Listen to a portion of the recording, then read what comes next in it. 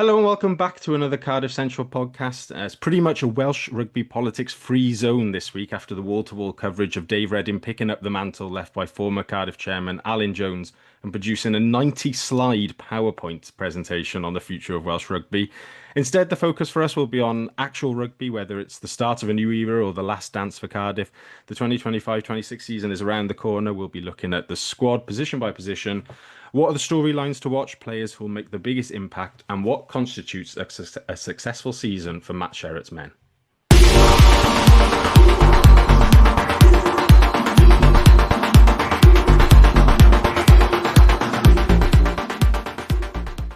Joining me on the panel this week to look ahead to that new season, we've got Andrew Ford. Fordy, how are you? Yeah, very good. Thanks, mate.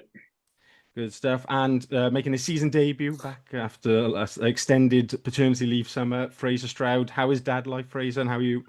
Yes, it's pretty, it's fun, but yeah, absolutely knackered. And I think I've been a bit out of the loop, so I'm trying to get my head back in the game of Welsh rugby. So yeah, not bad. Nice break to talk about Welsh rugby instead of the incessant sleep schedule and nappy change routine chat that you just Yeah, have. good distraction, good distraction. I got an Well, hour free. Like, yeah, no one can complain about it. good stuff. Well, I mean, there's been plenty to catch up on, certainly, and there'll be plenty of time to get through that. We're going to start, though, with a couple of news bits that have come out of the Arms Park in the last couple of weeks. Cardiff have announced that Saul Nelson has joined the club as an academy coach.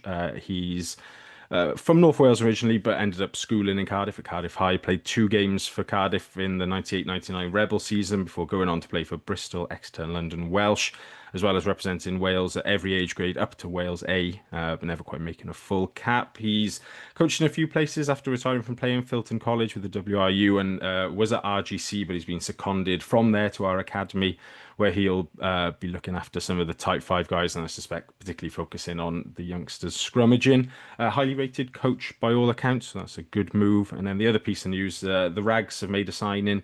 Back rower Ben Fry has joined for this season. He's a Cardiff boy, went to Radicomp and was a former Jewish Shield Cardiff Schools captain. Ended up going to Hartpury, I think, and then ended up in the Dragons pathway. Played 37 times for them between 2018 and 2023. Had a short stint with Merthyr. A season in the USA MLR with Dallas Jackals, and then called time on his professional career. Had a year off last year, became an estate agent in Bristol, but is now back working in Cardiff and playing for his local club. So it's good that Cardiff were a bit low on back rowers in the SRC. So it's good to see him back. One to keep an eye on at that level. I suspect he'll be a pretty good signing. Right, that's all the news. We shall now get into squad preview stuff. We're gonna in the first part of the pod, we're gonna go through position by position, just looking at individuals and who we're expecting to kick on in this new season. We're gonna start with loose head. We've got quite a stacked loose head crop this season. So Corey Domachowski, Ed Byrne, Danny Southworth, and Reese Barrett are still at the club. Then we've added Johan Emmanuel on loan from Bath, and Cam Tyler Grocott is in the senior academy. Fordy, I come to you first. My first question with these, with the loose heads, was around Corey Domachowski and a little bit about Danny Southworth.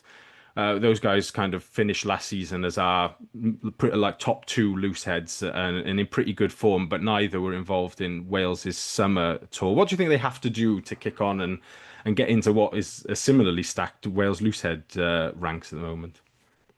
Yeah, I think Southworth really impressed me last season. He kind of signed him essentially as a Reece Carey replacement, and it's not like for like, but he's done a good job of kind of imitating the Carey way with some of his carries over the gain line. I think he didn't play too much for Exeter, I don't believe, before joining Cardiff, but he's really impressed me. So I think if he just carries on playing the way he is, he can definitely push his way into potential Wales honours. And yeah, with Domachowski, I think it's just when he burst on the scene for Wales, that is, he was kind of on fire. And I don't know if that was all the crisis in the WRU, especially with the contracts. And he was out of contract at that point. So maybe that kind of fired his performances up. And I don't know, maybe with the whole mess that we're in now, maybe we could see him fire himself up again. So he's a quality operator. I think, yeah, it's again, like you said, it's pretty stacked, the Welsh loose head option. So I think he's got a good chance of having a stab at getting back in.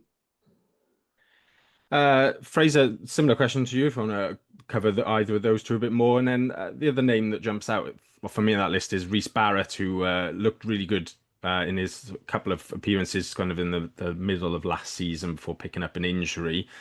How important is it to continue to make an effort to give him game time across this season, despite the senior guys who are ahead of him? I think Rhys Barrett really impressed when because I don't know if it was the plan for him to get some games last season or it was just injury that kind of resulted in it. But he came in and he looked solid, well, better than solid. He was really, really impressive, and it was a real shame he got injured towards the end of the season. So I think that kind of held us back a bit, but because he was genuinely very impressive, and I'd like to see him get more game time this year. Obviously, I guess managing him, he's still young, and then Domachowski and Southworth are really solid. I mean, Southworth I think he was a bit of the surprise of the season. Didn't really expect much from him, and he was again surprisingly solid, reliable. I think he maybe needs another season to show that before maybe pushing for Wales place. I think Domachowski's got a bit, yeah, got more to him maybe, more potential to reach, and he's already kind of there or thereabouts. So I could see Domachowski get back in the Wales squad pretty soon, really. Obviously, depending on his performances. But yeah, I'm excited to see how Rhys Barrett goes. I think he's got a lot of potential, and he's not reached it yet. So yeah, it's good to see. Yeah, it's definitely a strong loosehead crop. It'd be interesting to see what happens with Ed Byrne as well. Something like the forgotten man of Cardiff Rugby, really. Like we signed him, and it was part of this drive of getting experienced guys from good setups coming in from Leinster, and then got injured, and no one he just keep getting injured. Like the time scale, just it was always mid-term, but it was never ended up short term. And I don't think I've seen him in really any of the coverage in pre-season either. The videos the club have put out, he's not been obviously training with the first team. So yeah, that'll be an interesting one to keep an eye on, especially in the context of if there is going to be a massive cull of overseas players the following season then as well. Is it even worth giving him too much game time if he's going to be off then the following year? Do you kind of hedge your bets and bet on Rhys Barrett, etc.? But yeah, that'll be an interesting one. Moving on to hooker, slightly fewer names in this list, certainly, with Liam Belcher, Evan Lloyd, and David Hughes after Evan Daniel departed over the summer. No senior academy hooker at the moment either, with Tom Howe still a couple of years off that yet. Fraser, I mean, obviously we're a bit short there. I wonder though, just looking at that top two of Belcher and Lloyd, as good as Belcher has been as captain and his form and getting into the Wales squad over the summer, will there come a point where we sort of look to Evan Lloyd to say it's time that you try and jump above Belcher now if you're going to be a long-term option at hooker for us? I do think. I mean, I think I really rate Evan Lloyd as a player, and I think he's got that physicality you can't train. There's nothing you can do to get that kind of impact he has when he carries, and I think he's just another level. It's like those players like Derry Lakes are similar, just that physicality that's just inbuilt. And I think he played some amazing games last season. I think he was getting better as well as he played. So I think this could be like a real big season for Evan Lloyd to kind of transition into that first choice, to be a situation where it's like you can't not play him if you've got him because he's too good to not put on the pitch. Obviously, Liam Belcher, brilliant stalwart for the club, and will probably start a lot of games, especially with his leadership points about him as well. So I think it might be a bit of more of a transition season, but I can see Evan Lloyd definitely taking that mantle, and I think he's got a lot more to give, and he's going to get better. I'm quite excited about where Evan Lloyd can get to really, and I can see him pushing on the door of Wales squad again in the future, not too distant future as well.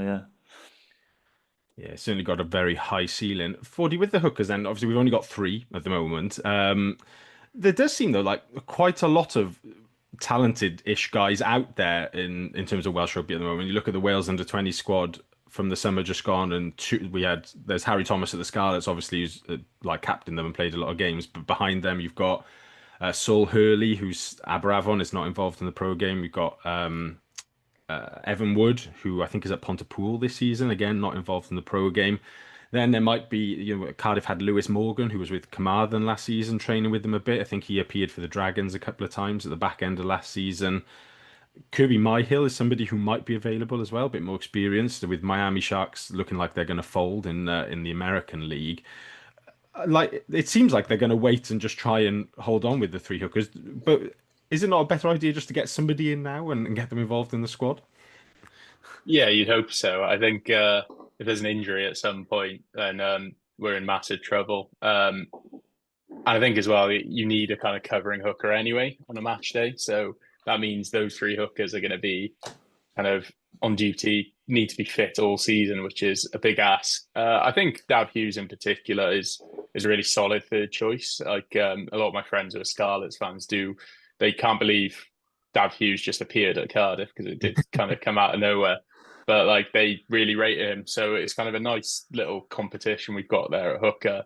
I do think it is kind of established with Evan Lloyd and Liam Belcher as your first two, but Dav Hughes certainly could knock on the door to an extent. But yeah, I think the Kirby Myhill suggestion is definitely interesting because I imagine someone like him, if he was to come back to Wales, I don't know, maybe he's enjoying the life out in Miami. I'm sure I would, but it'd be nice to get him a run of games as well with the Rags, and he can fill in, and he's got that experience as well. So yeah, I definitely think we need a fourth hooker to some extent because it'd be a bit of a disaster just going with three all season, especially if you see Evan Lloyd get called up by Wales, and even Belcher could be knocking on the door for Wales as well. There's a bit of a disaster waiting to happen there.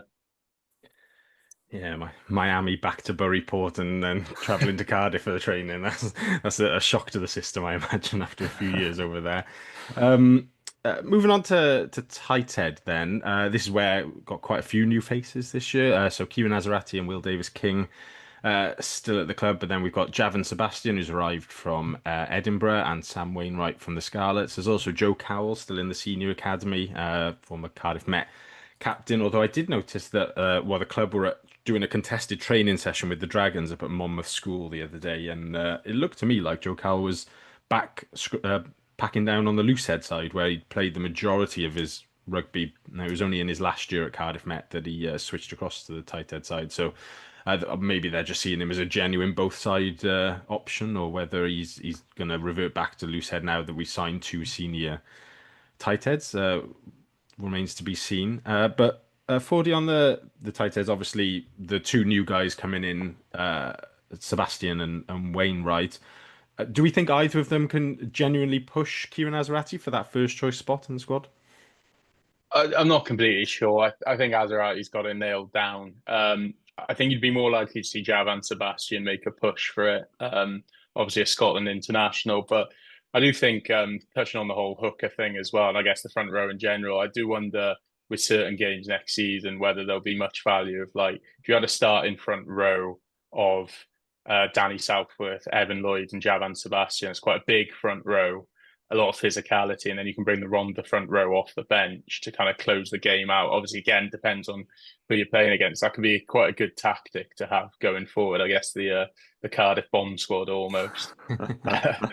But yeah, I think Sebastian probably have a push, but I imagine Sam Wainwright will want to prove some people wrong, because especially after getting that first couple of caps for Wales a few years ago, I'm sure he'd be hungry for more. So it's definitely healthy competition, but yeah, I think Azarati's got that number 3 shirt nailed down. Yeah, Fraser, there's a couple of guys there, I think, with Wainwright, who hasn't really had much of a dig at the Scarlets, and then Will Davis-King, who's still at the club with us, but hasn't had a massive run of games, or particularly like nailed down any sort of spot in the 23. Is that tight head is always a position that we're talking about that we'd like to like add a huge South African or something. Does that feel like a bit of a risk for Cardiff going into the season in a crucial position with guys who are quite unproven to a degree?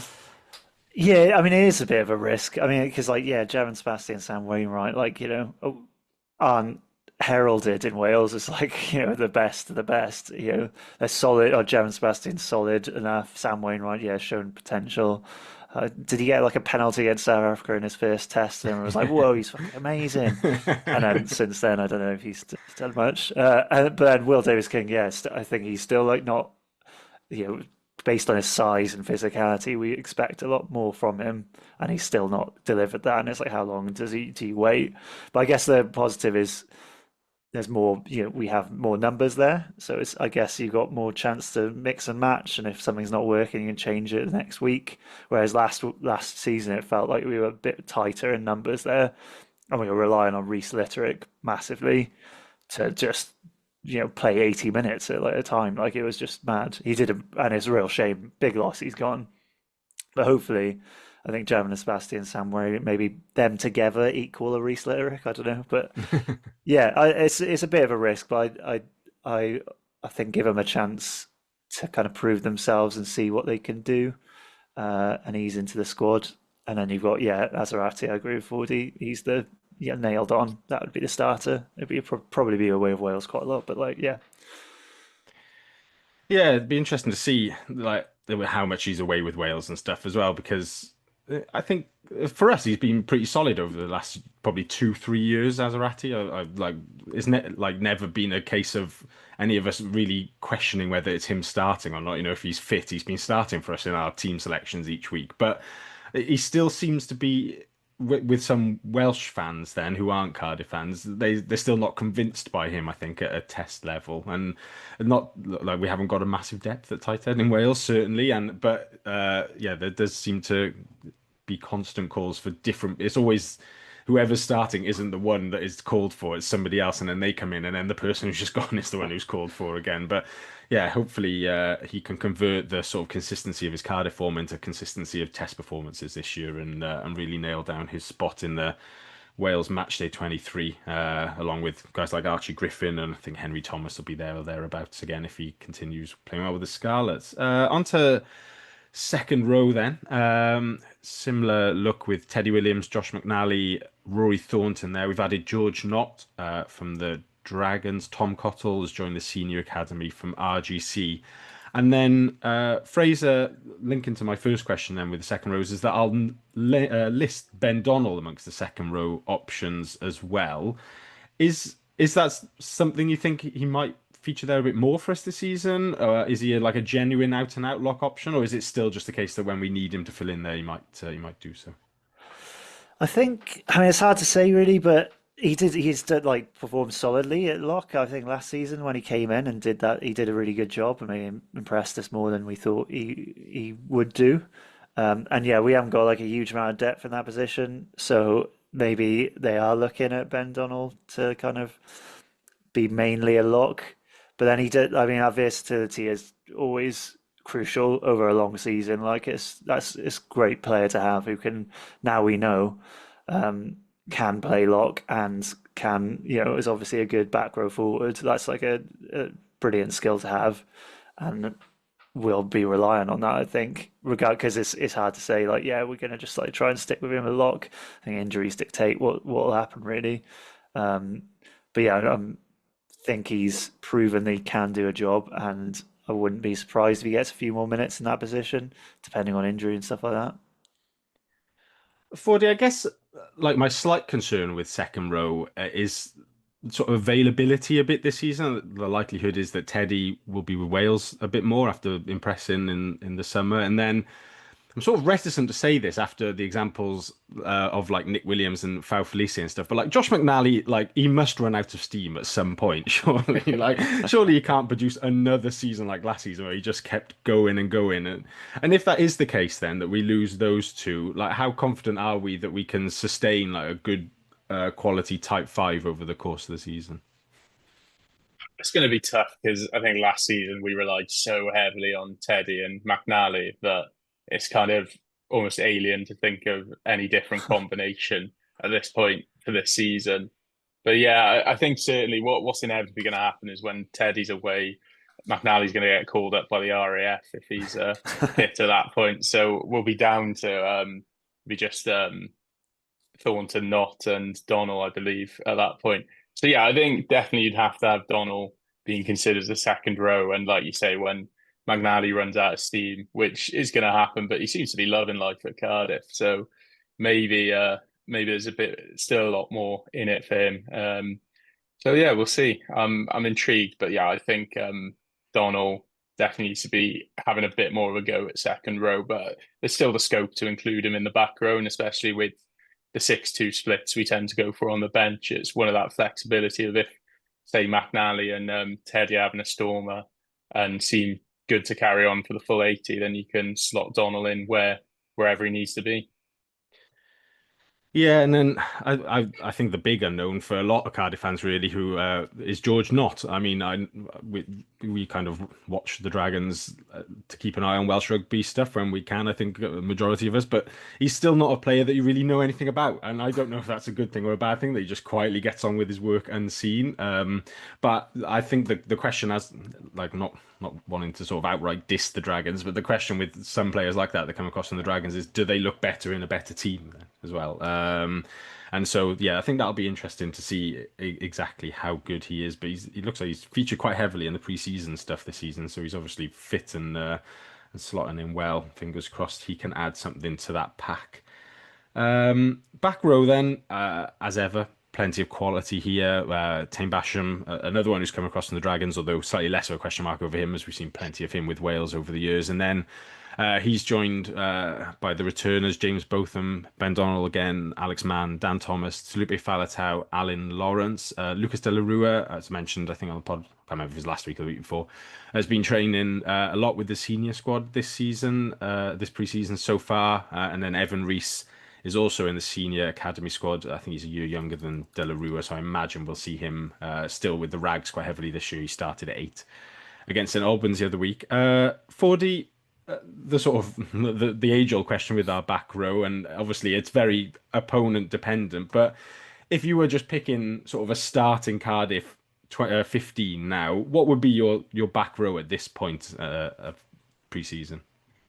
Yeah, I've had a decent think about it, and I think I would go for Alex Mann at 6 because I think when he was at his best last season, he was huge for us.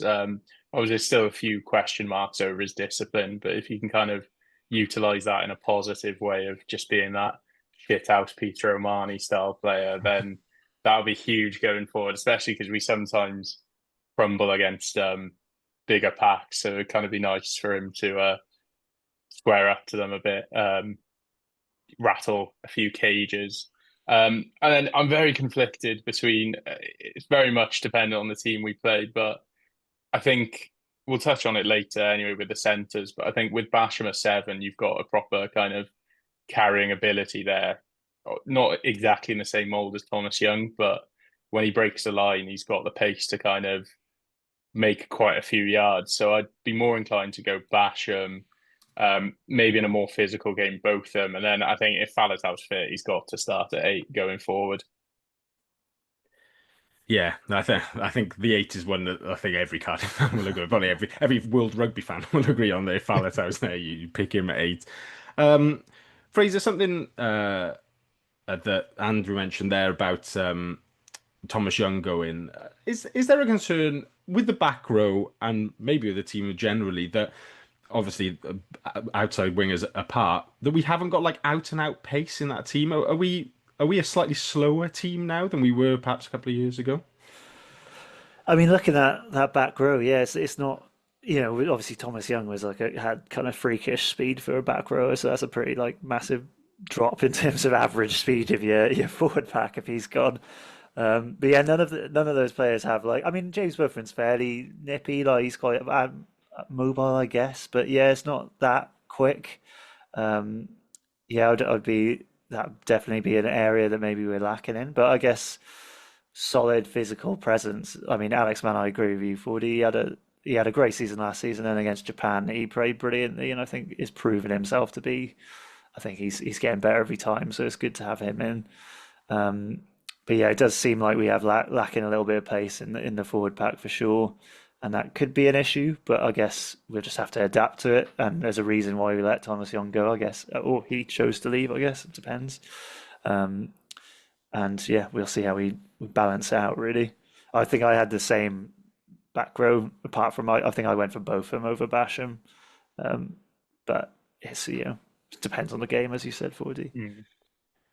That's going to be an interesting battle, those two as well, because there's obviously subtle differences to them. Both of them's a bit bigger and physical. Basham's a bit more like explosive in his power, I guess. But they are, in terms of being like genuine 6, 7, 8 options, and even their sort of career trajectory to date in being young players, but have been around the Welsh squad a lot, but have never consistently been in that Welsh squad and that Welsh 23. They've always been in and out of it, whether that's through their own form, through their fitness, or just through the form of others jumping ahead of them. So it'd be interesting because obviously they both want to get back in the Wales squad. I've no doubt that's where they want to be every test window.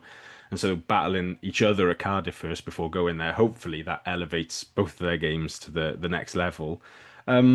Fordy, just to finish off on the back rowers, we mentioned it at the back end of last season that Cardiff under Gethin Jenkins's defence has evolved somewhat from, we still get a lot of turnovers, don't get me wrong, but we're not like just a one-trick pony defensively now, where it's like we'll just jackal everything, and if that works, great, and if not, then we're struggling.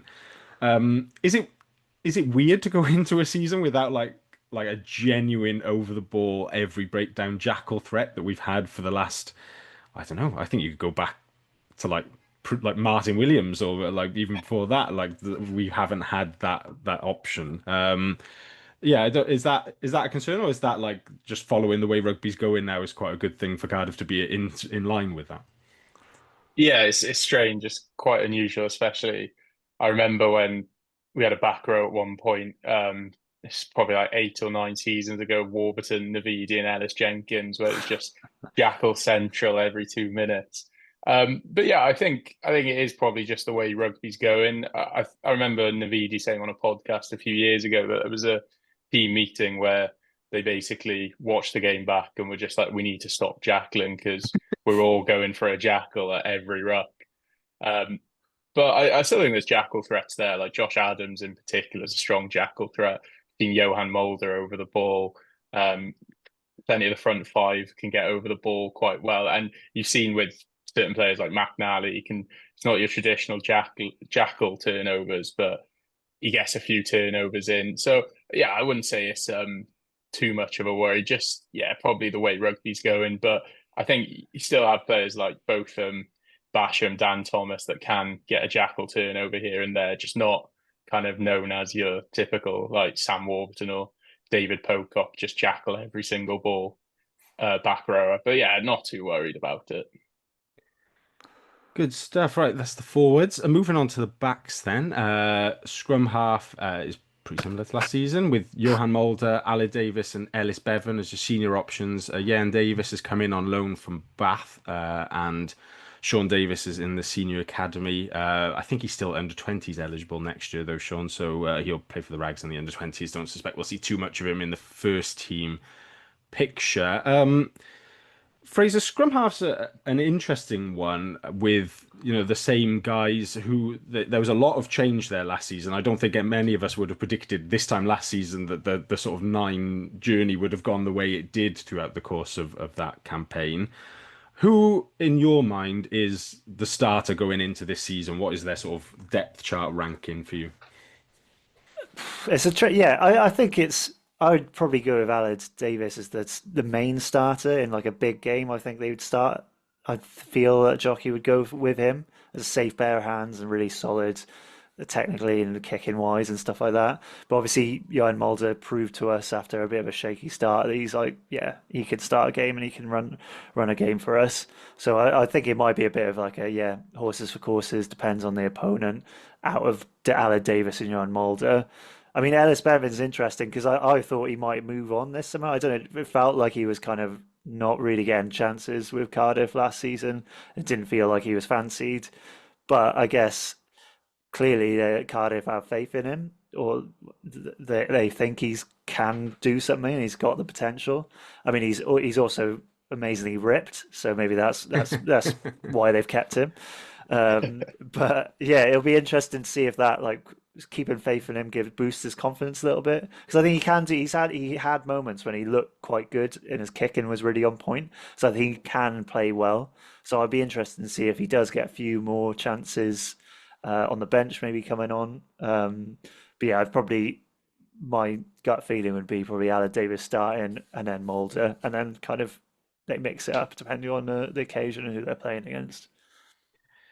40, a similar question, I suppose, about who's your first choice going into the season. Then, as Fraser mentioned, Bevan's an interesting one in that it was certainly suggested to me at the back end of last season that he would be moving on despite being contracted. And I think there was mooted moves to the Scarlets and the Dragons, which never quite came off.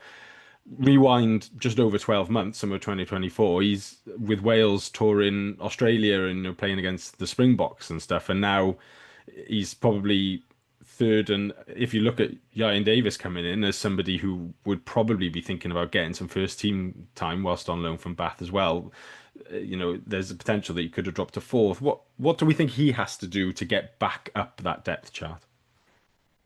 Yeah, it's really intriguing because I think you've got three completely different scrum halves in that squad that kind of play very different style rugby. And I think you'll see that reflected a lot next season where there'll be certain games where, depending on the opponent, you'll have one starting ahead of the other. Um, and I think there's definitely an argument of, I personally um, disagree with Fraser in the aspect of, I think Aled Davis, more so the back end of the season, will be really useful coming off the bench because he's that kind of conservative type scrum half that if it's anything like last season where towards the end of the kind of league season, every game was essentially a knockout game. He's kind of that perfect player to come on to just shore things up, just boot the leather off the ball. And then there's that option of alternating between kind of Bevan or Mulder as a starting option. But we've got Lions first up, so by tradition, Johan Mulder has to start that game. So, but yeah, I'm very conflicted on who should be the starting nine.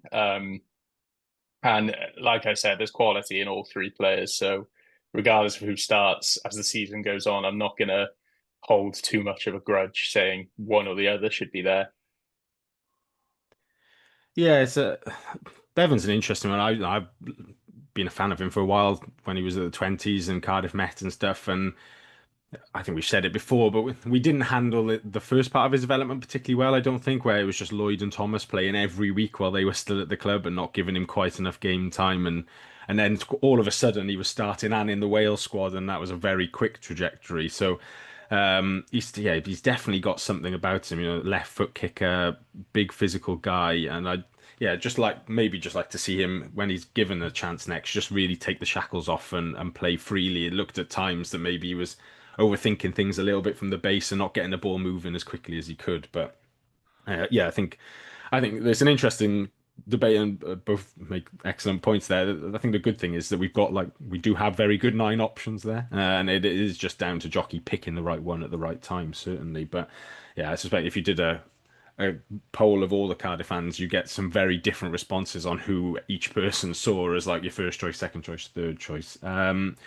Fly half, then, one that it's an interesting one, fly half, in that you probably wouldn't get too many people not picking Sheedy now that Tina Stabby is gone, as I think Sheedy is pretty much nailed on as that 10. But 4D, like, he's still somebody who does divide opinion, even though he probably would be accepted by most now that the B has moved on as the starting 10. My question that I sent out before this was sort of like, is it just his goal kicking that is an issue when it's in terms of in people's minds of him being a really good 10? And is that what he needs to fix to push for Wales selection as well, or is there more to his game that maybe he needs to pick up on as well going into this season? I think there's probably a little bit more to his game that he could improve on.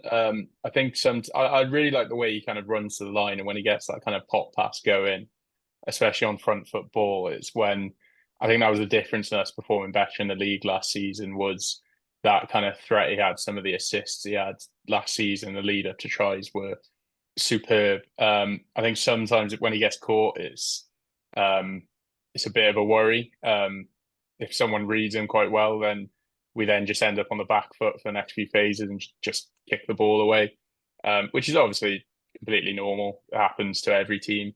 But yeah, I do worry a bit about his kicking, but I think I've mentioned it plenty of times on the pod that I do think going forward it should be Ben Thomas as the main kicker.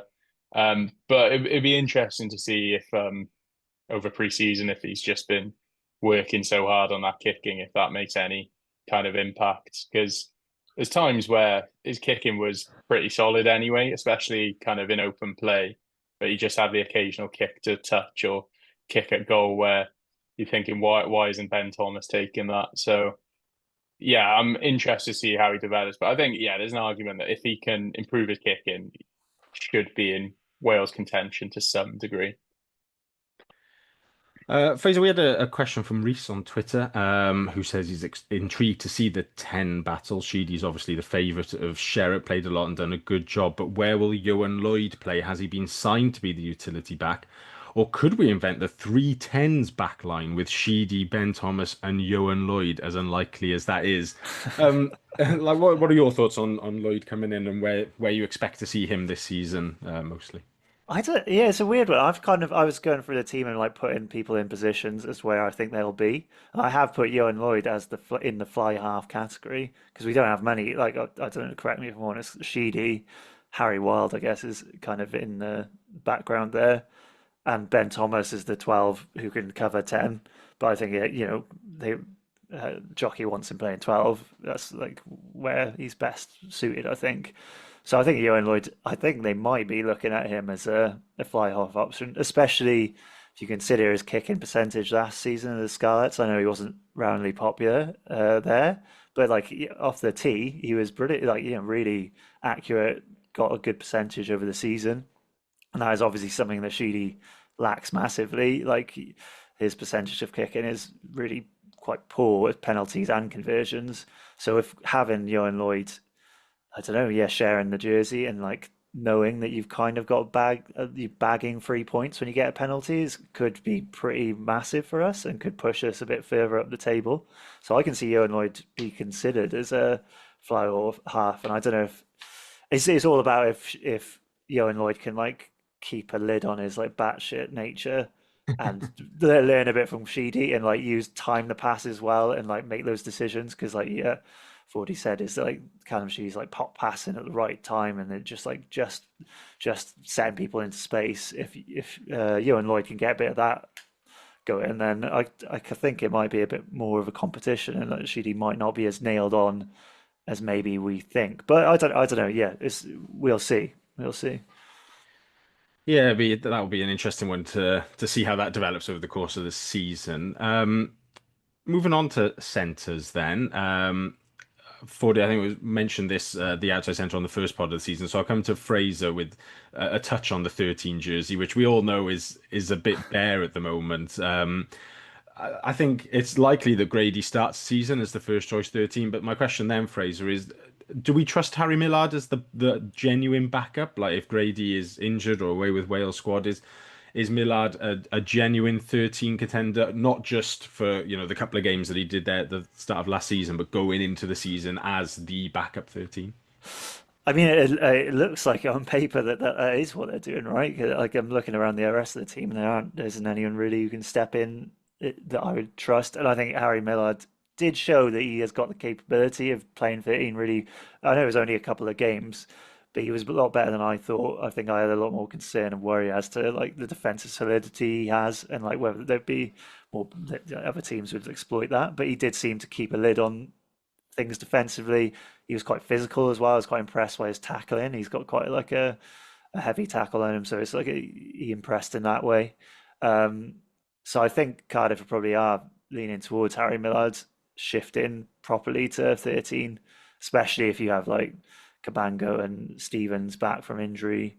Like Bowen might be playing more of a part, so it might be less of a chance of Harry Millard playing on the wing. So maybe they are like just fully committing to that because it doesn't look like they're signing a 13 anytime soon. So yeah, I guess that's what they set on. And bit worrying, like that, there's not much depth there. We know, like, but he has semi proven himself. So I'll give him the benefit of the doubt. And what can we do otherwise, really? Fordy, my question then about the backline generally a little bit, but with a focus on the centre there as well is that obviously Grady's a big man, big physical man. Ben Thomas has shown, he's improving his level of physicality through his carrying, but sort of outside that, with Lilo now gone, we don't, there's not a huge amount of that like explosive power there. Millard is very much a small, quick guy. We've got a lot, as Fraser listed a few there, we've got a lot of smaller, quick wingers. Cam Winnett is he packs a good punch for a guy his size, but is a smaller guy as well. Is there a possibility that, particularly if I can't remember what the fixtures are, but we'll almost certainly end up in like sort of some dreadful weather somewhere in February and on a boggy pitch, that we're just like Cardiff are liable just to get run over by somebody turning up with quite a big physical direct backline? Yeah, definitely. I think if you look at some of the other teams, just thinking off the top of my head, like if we're playing the Sharks and you've got someone like Esther Hazen running straight down our channel from a line out or a scrum, I think we're going to be in a lot of trouble given the size of some of our backline players. I agree that Ben Thomas's physicality is certainly getting better. There's some games where he seems to carry like a prime Jamie Roberts, but then the next game it almost just reverts back to his normal game. But yeah, I think the Cardiff way's always kind of been a bit more kind of flair rather than trying to go for these punchy carries, which is why I think I mentioned someone like Basham earlier of if he's carrying and if you kind of potentially even have him more geared towards the kind of centre area in defence, then you've got that element of physicality there. But yeah, even though there's certainly a lack of physicality, I do think the boys in the back do punch above their weight massively. So not too much of a worry in kind of at the moment. But yeah, like you said, as soon as a certain game where it's horrible weather or you've got like an Esther Hazen playing, then maybe I'll change my tune at that point. Yeah, flashbacks of Tuipulotu just running us over multiple times against Glasgow last year. I think that for me, the interesting thing in the centre will be when Ben Thomas is either away with Wales or if he's picked up a knock, who the backup 12 is as well. Obviously, we've re-signed Rory Jennings, which I think was a little bit of a surprise. He was quite heavily linked with heading across to Worcester at one point and joining their new project there. And as a non-Welsh qualified player, whether we needed to be retaining somebody as a squad player taking up a non-Welsh qualified spot. But it'd be interesting to see whether Jennings is being kept as quite a good guy around the place by all accounts, and is maybe happy to not be the starter and just play when he wants, or whether they are thinking Stefan Manuel is genuinely ready to step up. But it seems to me that he's completed the under-20s. He pretty much already seems too good for Super Rugby Cymru, to be honest. It was a bit like when Ben Thomas was watching him play there, and you're like, he's just finding this quite easy, it seems, to play this level. So yeah, it'll be interesting to see how far off they think he is, and whether he goes on to maybe a bit of an S&C program and bulks up a little bit before they make that move. But that'll be one to keep an eye on. Back three then, Fraser. You mentioned those couple of wingers there. If I just list everybody who comes under the back three on my list: Josh Adams. Put Harry Millard still there as a wing option. Then you've got Theo Cabango, Ewan Stevens, Cam Winnett, and Jacob Beetham as the fullbacks. And then there's Tom Bowen and Matty Young in the senior academy. Ollie Das is also in the senior academy, but I suspect I think he played with Cardiff Uni last season. He'll mostly be with the Rags this season by the looks. But yeah, there's not like much in the way of that big right winger that Jockey has come on the pod and said that he likes before outside of Adams. Is it time to shift that attacking approach a little bit and just properly embrace the fact that we've got these multiple very good, very small, very quick wingers, and to like properly go all out, balls to the wall pace and run teams off the park? Oh, fuck it. Why not? I mean, it's so exciting. I mean, yeah, Bowen, Cabango, Stevens, they're three fucking electric players, aren't they? And like so fun to watch. Like Bowen last season was great to see him play, and he's just box of tricks. Cabango also is injured, but he can do that. So can Stevens. So like it would be. I mean, we've got those players. We don't really have many other we don't have that physical right wing as you mentioned, apart from Adams. I mean, like Jacob Beefin as a fullback is fairly big, but like apart from that, like on the wings, yeah. I think obviously Josh Adams will probably play every time he's available because he's brilliant. So they will focus mainly on having him there, and then I guess rotate on the left wing to give those little guys opportunities. But I think we'll have to just go for the run teams off the park. Like you Fordy says, Cardiff way a little bit, just like a bit of flair. We don't have the biggest players, so we can't rely on that style. So we got to maybe adapt and just throw it about a bit more. And with those players, they can create something from nothing. And I'm excited to see Cabango and Stevens back, and Bowen given the chance to keep developing and showcase his skills on like a few more games in the URC would be quite exciting to see. 40, somebody we've mentioned quite a lot on the pod, and a message from Ben on Twitter as well, who said, Beetham, I feel, needs a big season, has been hit by injuries, but Sherratt needs to give him a fair shot. Is there a concern at this point almost with Beetham after, he's missed the year with the ACL and then picked up not coming back? I think he was away at Connacht in one of our 4,000 games against them last season. That if he doesn't sort of string together a lot of games and an injury-free run now, that he might actually not realise his potential? Yeah, there's definitely an argument for that. I'm not too sure how old he is. Is he 22, 23? I had 24 in my mind, but 24, right. yeah, that I might have just made that up. He turned 24 in April. So. Okay. So he's still got plenty of time, but yeah, I guess this season could kind of be make or break. He's kind of pinned his colours to the mast by getting Wales caps now. So there's not that kind of risk of, I think Gregor Townsend was sniffing around a couple of years ago. So I imagine we'll see him kind of stay put. But yeah, he needs kind of a big season. But it's such a difficult dynamic to balance with Cam Winnett at fullback. Cam's just always been so solid. And I'm happy to say, like Beetham, every time I've seen him play, he's always looked quite composed. And even though the amount of games due to injuries he's played isn't a huge amount, he's always put in a solid shift and never looked too out of place at this level. And obviously, there's plenty of arguments of he should be playing centre or something. So it'd be intriguing to see with kind of that little hole at 13, especially if you have someone like Mason Grady called up for Wales, whether around the international games, whether Beetham might be given a chance at centre. But yeah, I'm expecting a big season, but it's such a difficult dynamic to balance of where you play him. You can't exactly drop Cam Winnett. So yeah, it's an interesting question. Yeah, I think that's. I know we all hope that he does make it into the team and becomes like a genuine utility option. Would be great, even if he does focus on fullback a bit more. But yeah, I think everyone's just got fingers crossed for a couple of the guys in the back three, the likes of Beetham, Cabango as well. Just to have an injury-free season would be just a massive win in itself. I feel like for Cardiff and for them personally at this point.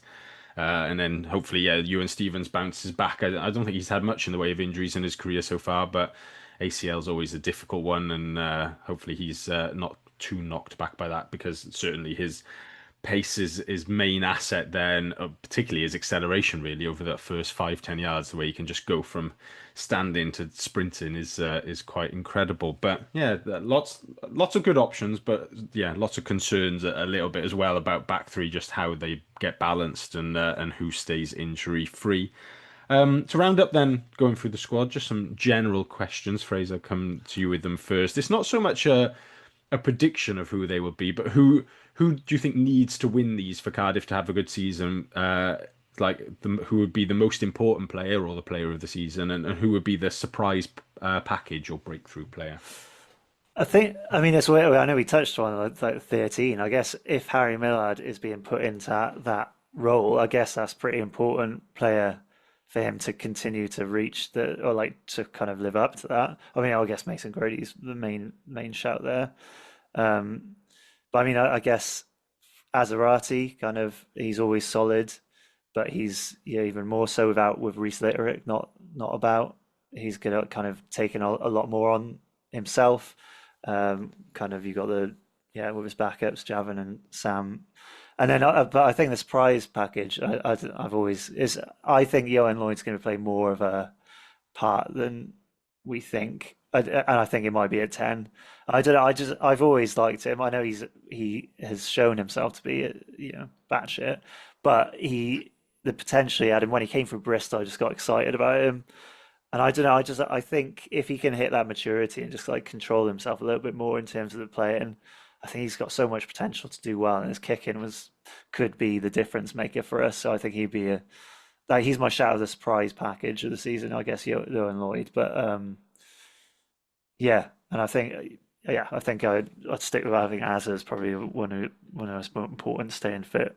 And we'll see if he goes to Wales and such. But I think him at tight head was crucial. Two good shouts. 40, same two to you. Yeah, so I was thinking with like most important player, because as we've already discussed, kind of the scrum half shit, you have three different quality scrum halves there. If one of them does manage to kind of make that 9 shirt their own, it's gonna obviously show that they are having a stormer of a season. So that would be quite crucial. If someone makes that scrum half shirt their own, then they could be huge going forward. But I think someone like Teddy would probably be our most important player. I think he's been hugely solid, and the way we've seen him kind of grow, and it wasn't surprised to see him play quite well for Wales once he finally got a start.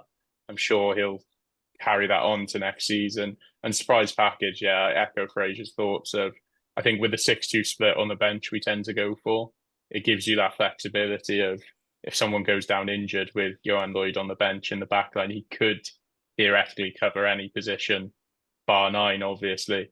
But I reckon he'd give it a good go if he played 9 as well. But I think, yeah, I think he'll be huge. And if a game's in the balance, there's not many other players you'd want kind of running at a tired defence. Someone like Johan is quite electric as well. And no matter what position he's in, I'm sure he could run riot. Good stuff. I shall chuck mine out there as well. I think I'm going to put most important player who I'd really like to be the most important player and who could have a real breakout season as Mason Grady this year. I think like the potential's been there for a long time. The promise has been there. There's been a question mark over winger or centre, but I just love it if he just nailed down that 13 jersey, and by the end of the season we were like, yeah, this guy is the guy. He's in the Wales squad. He's playing 13 there. We don't even have to think about it. Once again, in the 13 jersey at Cardiff, having put Lilo there for so long, and now we just put Grady there automatically. So I'd absolutely love it if he properly had that season where, yeah, he's now the man and he just embraced that title. And then my surprise package, for no reason at all. I said earlier that I don't really know anything about him, but I've managed to convince myself that George Nott's going to be amazing. Like over the course of this podcast, I've just been sitting here thinking about that he's just going to be a class player, and that McNally's going to call it a day at the end of next season. Then we'll be like, it's fine, George Nott will just start, and that'll be fine. So yeah, that's what I'm going for that one. Good stuff. That's the squad sorted anyway, and our first part of the season preview pod. I'm going to take a second to say that if you're enjoying what you're listening to, or if you're watching us on YouTube, do feel free to like the video and subscribe to the Rap channel, or like the podcast and subscribe to the podcast on whatever podcast platform you're listening to. Feel free to drop us particularly a 5-star review as well, and leave a comment. There's plenty of other podcasts as part of the Rap family, and the second channel now covering stuff outside of Wales, the Global Game Line channel, particularly the Welsh, the Women's Rugby Treehouse, as they call themselves, pumping out plenty of content during the Rugby World Cup, which started last weekend. We won't dedicate too much time to Wales's performance, as when we mentioned off air. 40 turned it off, and I certainly wasn't paying too much attention when Scotland literally started running away with it, as they had so much pace in their back line. The disappointing one to start for Sean Lynn's side, but they're back in action on Saturday lunchtime against Canada in what might be a damage control exercise against one of the best sides in the world, unfortunately. Hopefully they can go the week after and pick up a win against Fiji to round off the tournament. But yeah, I think there's a main wrap coming out at some point as well, looking at Dave Reddin's multi-slide PowerPoint. They're probably still reading it, I imagine. That's why it hasn't come out yet. They're on slide 10. It's taken that long to get through it. But yeah, they'll be looking at the the options put forward and the optimal solutions, etc. So do tune into that when that comes out as well. Quick Rags corner / pathway stuff. The under 18s have been in action the last 2 weeks. They start their under 18 rag campaign with a win against the Dragons, 45-35 at the Arms Park, and then made a bunch of changes, backed that up against the Ospreys at Neath on the weekend, where they were 22-63 winners in a fairly comprehensive scoreline. Josh Turnbull's side continue this weekend. They're hosting RGC at the Arms Park on Sunday afternoon, and that's part of the season ticket if you've got a season ticket for this year. So do get down and watch the next generation.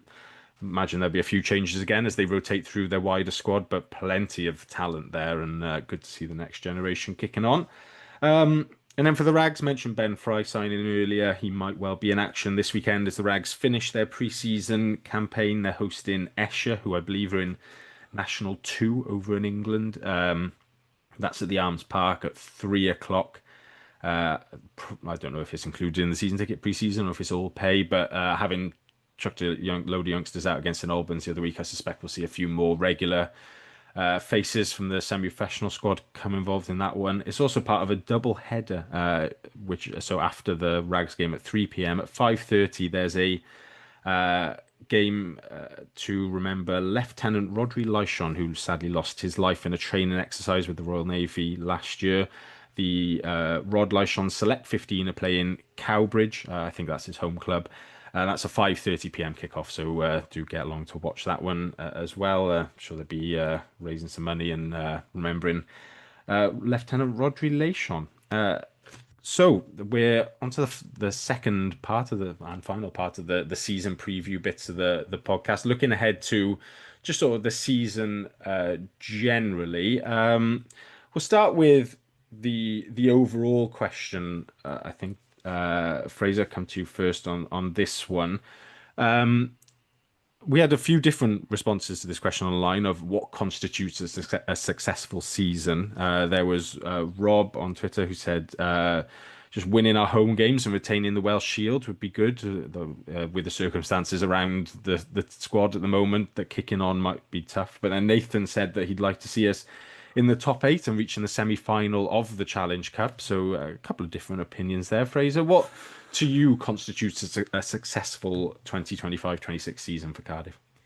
I think I'd be leaning towards agreeing with like playoffs and maybe semis of the Challenge Cup. That's the kind of direction I'm going in. Because I know we've lost a few players, but our team, we've kind of bolstered in some areas.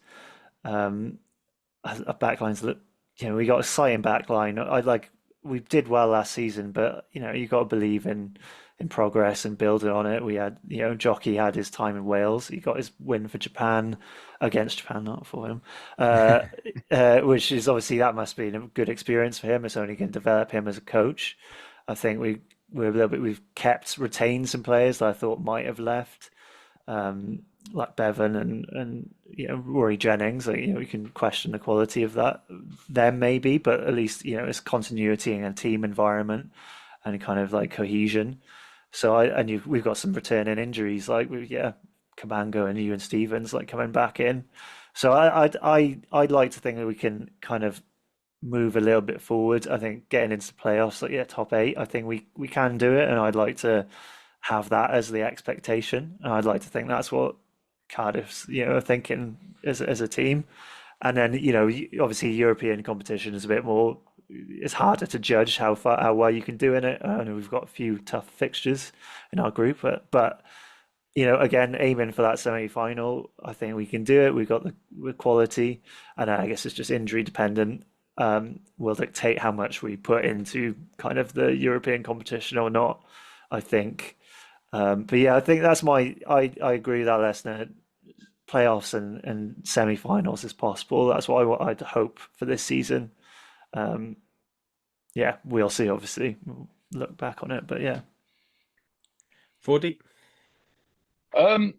Yeah, my view is, I think if it'd be great to build on what we did last season, but I think realistically, I'd see it as a successful season if we kind of had the same results. Obviously, I'd still be gutted to miss out on the playoffs, but as long as we didn't kind of regress on what we built last season, I'd see it as a successful season, given that everything that's kind of going on behind the scenes, obviously a lot of that happened last season as well, that I definitely regard that as a successful season, even if we were to finish ninth, which is probably a little bit of a negative viewpoint.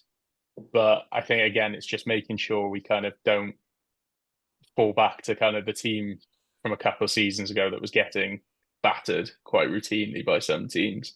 With a Challenge Cup, it'd be brilliant to make the final, especially with it being in Bilbao again. But it's a very tough group. So I just hope we don't kind of neglect some of the group stage games like we did last season, so that if we do get through, that we don't have that kind of what if where we end up like away to a team like Connacht again with a kind of horrible route for the final. Yeah, it's an interesting one, the league and Europe balance, and I think we mentioned it on the pod a few times at the back end of last season, but the general feeling was we did get it wrong last year, like how we tried to, well, I don't know if we actually tried to prioritize either, ended up prioritizing neither, really, it felt like, to a degree. Fraser, I guess, if like, let's go a bit worst case scenario and say, um, if we get to that start of December point and it hasn't gone well in the first few rounds of the season, would we as supporters sort of accept just saying, right, let's bin the league and go all in on Europe and play our strongest teams there, even if that was sort of at the neglect of like the Christmas derbies? And then I suppose that there is a vice versa then as well, that if it's gone really well and we're unbeaten by the start of December, do we just say, actually, we'll bin Euros and concentrate on the league? Or as Cardiff, and we're paying money to watch all of the games and stuff, do we expect us to try and win all the competitions that we're in? I mean, yeah, it's a delicate balance in that, but I mean, yeah, I agree with you. Last season, it did seem like we kind of just, yeah, didn't focus enough on the Challenge Cup when we had the opportunity was there to get some victories. There was a couple of games in the group stages against, I think, French opposition that we were like, we should have won those games, and there was no, it was because we maybe hadn't had the right subs on the bench that meant that we weren't able to kind of finish the game off, and it did feel like we were lacking there. Um, it's easier said than done. I mean, I'd like to see a perfect fine balance between the two. I wouldn't want to neglect the league too much, like in terms of like the Christmas derbies. I would never.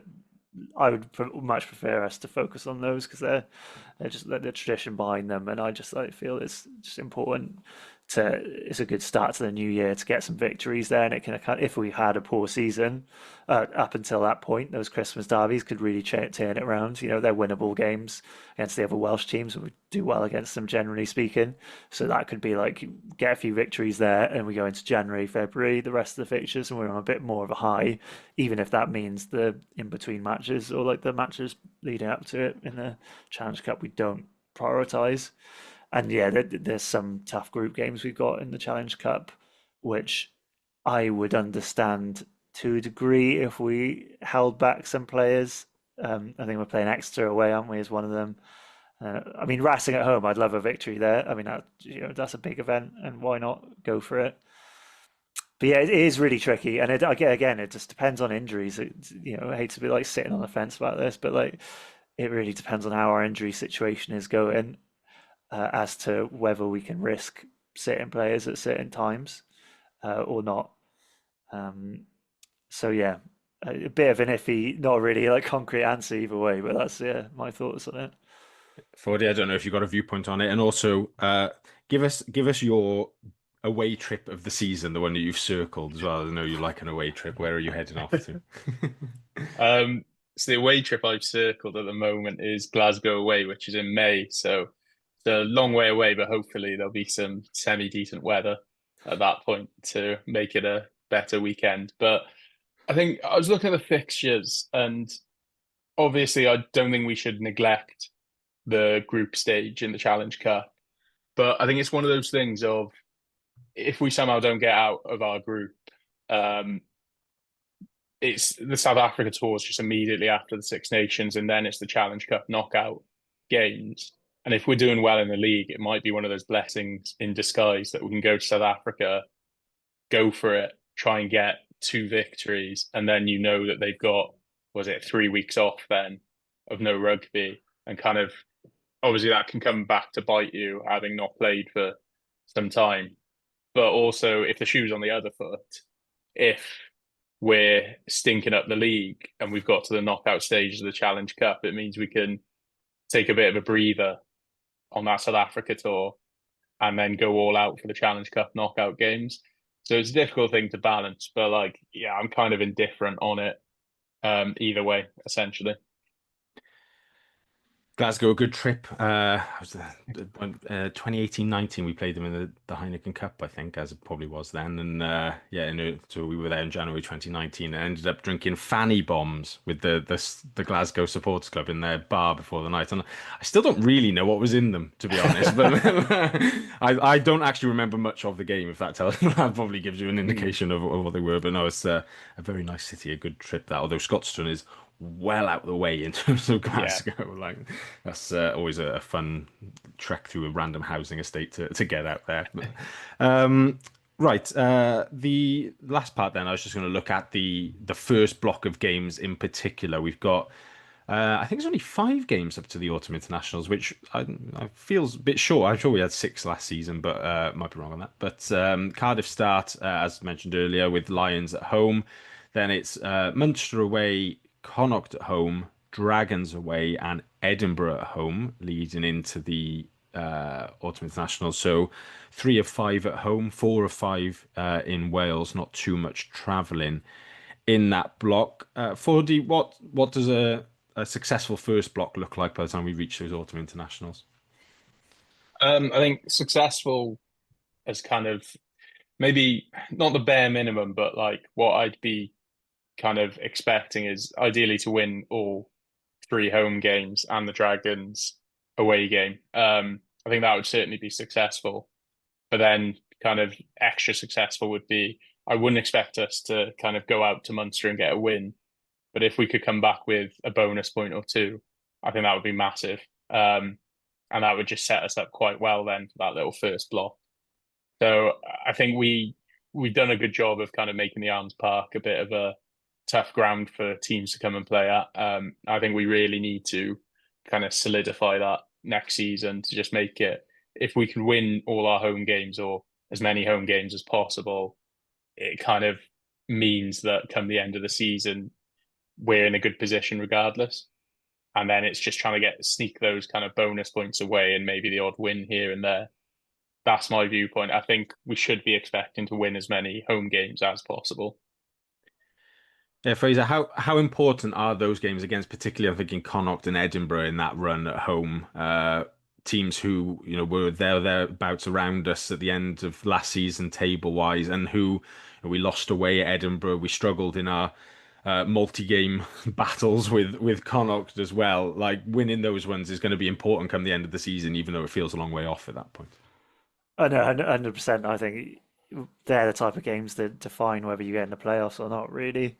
It's like, Connacht are not, I know we keep losing to them, they're not better than us. No, but they're like, they're in there or thereabouts. They're exactly like you said, they're not significantly better. We definitely could and should beat them, I think, at home. Same with Edinburgh. I don't rate them that highly. They're around our at where we're at. So I think winning those games, 4 out of 5 of those first 5 games, I think is doable, and we should be looking towards that because, then you pick up the bonus points of the close losses away. Like, I mean, against Munster away, the second game, we could still beat them. I mean, we definitely got the capacity to do that, but like going for a bonus point loss is probably a fair reflection.